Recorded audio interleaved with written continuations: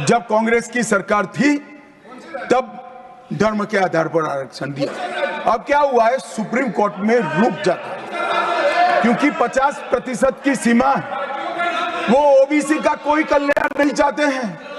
50% की सीमा बढ़ाकर मुसलमानों को आरक्षण देना चाहते हैं, माननीय, धर्म के आधार पर आरक्षण देना चाहते हैं। और मैं आज फिर से एक बार इस सदन में जिम्मेदारी तब के साथ कहता हूं, दोनों सदन में जब तक भाजपा का एक भी सदस्य है, धर्म के आधार पर आरक्षण हम नहीं होने देंगे। ओबीसी को आरक्षण देने के लिए 1995 में 55 में काका साहेब कालेलकर कमीशन बना।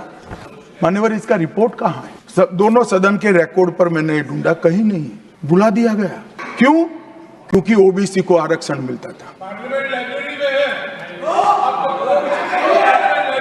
बैठिए बैठिए बैठिए ना, मैं प्रक्रिया बताता हूं। मान्यवर, कोई भी रिपोर्ट आता है, अरे सुनो, कोई भी रिपोर्ट आता है उसको कैबिनेट के सामने रखना पड़ता है, फिर इस पर कार्यवाही जो की उसकी रिपोर्ट के साथ संसद के सामने रखना है। सही कह रहे हैं, उन्होंने संसद में लाने की जगह पुस्तकालय में रख दिया। ओबीसी का आरक्षण इन्होंने लाइब्रेरी में रख दिया।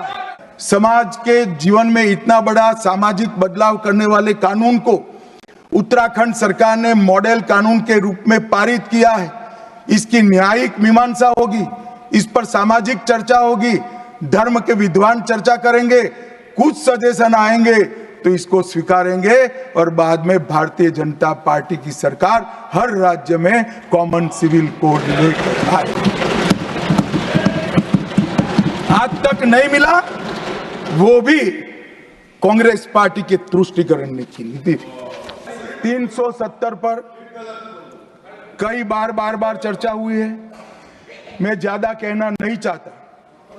सब जानते हैं कि एक टेम्पररी प्रोविजन को अनौरत संतान की तरह अपनी गोदी में 70 साल तक कांग्रेस ने खिलाने का काम किया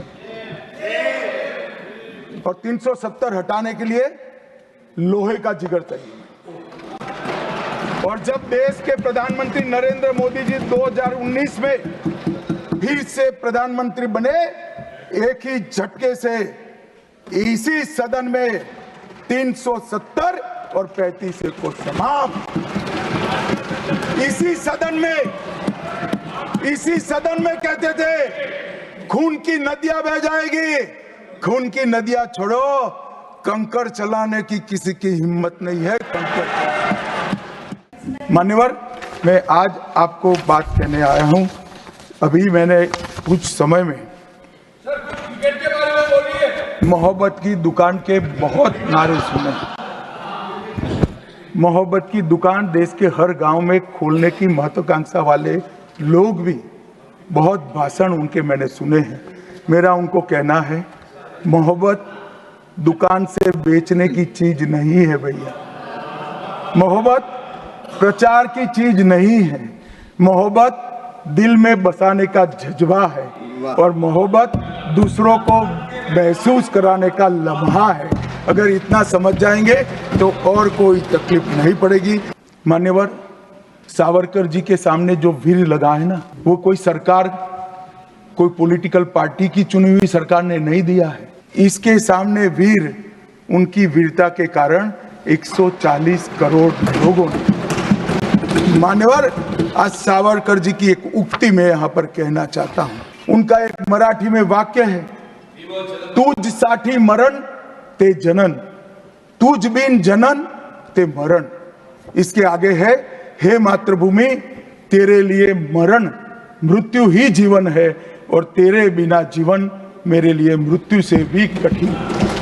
ये देशभक्ति के वाक्य जिस व्यक्ति के मुंह से निकले, इसके लिए इस प्रकार की सदन में चर्चा करते हैं, सार्वजनिक रूप से बोलते हैं और गर्व महसूस करते हैं। क्या देशभक्ति कोई विचारधारा के साथ जुड़ी हो ही सकती है?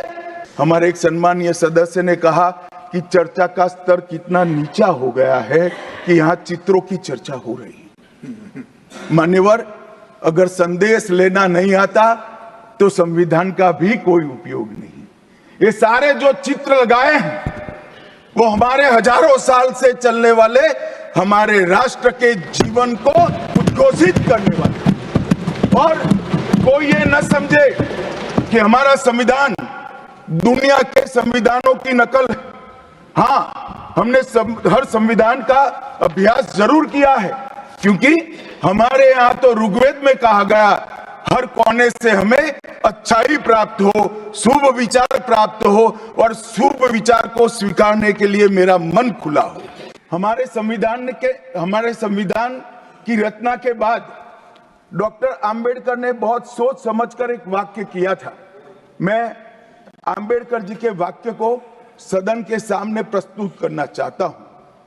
कोट, कोई संविधान कितना भी अच्छा हो वह बुरा बन सकता है अगर जिन लोग पर उसको चलाने की जिम्मेदारी है वो अच्छे न हो। उसी तरह से कोई भी संविधान कितना भी बुरा हो वो अच्छा साबित हो सकता है अगर उससे चलाने वालों की भूमिका सकारात्मक और अच्छी हो। अभी कुछ राजनेता आए हैं, 54 साल की आयु में अपने आप को युवा कहते हैं और ये घूमते रहते हैं, संविधान बदल देंगे, संविधान बदल देंगे, संविधान बदल देंगे। मैं उनको समझाना चाहता हूं कि संविधान बदलने का प्रोविजन, संविधान के प्रावधानों का बदलने का प्रोविजन अनुच्छेद 368 के अंदर संविधान में ही है। और मैं आज फिर से एक बार कहना चाहता हूं, थोड़ा ज्ञानवर्धन भी हो जाए किसी का। भाजपा ने 16 साल राज किया, मानिए 6 साल अटल जी ने किया, 10 साल मोदी जी ने किया और 5 साल और मोदी जी करें। एक प्रकार से 16 साल हमने शासन किया।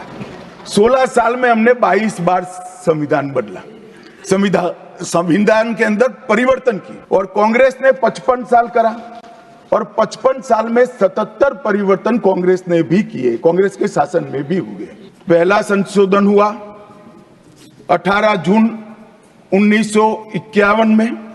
संविधान सभा ने ही ये संशोधन करना पड़ा, क्योंकि संविधान बनाने के बाद, संविधान स्वीकारने के बाद आम चुनाव में जाने तक का भी धैर्य कांग्रेस पार्टी में नहीं था। अभी लोकसभा नहीं बनी थी, अभी राज्यसभा नहीं बनी थी और संशोधन लेकर आए। अब उसका उद्देश्य क्या था? 19A जोड़ा गया। 19A जोड़ा गया, वो किस लिए जोड़ा गया? अभिव्यक्ति की आजादी पर स्वतंत्रता को, अभिव्यक्ति की आजादी, अभिव्यक्ति की स्वतंत्रता को कर्टेल करने के लिए पहला सुधार आया। अगर आप ये वीडियो YouTube पर देख रहे हैं तो हमारे चैनल को सब्सक्राइब करें और बेल आइकन को दबाना ना भूलें। अगर आप Facebook पर ये वीडियो देख रहे हैं तो हमारे पेज को लाइक करें।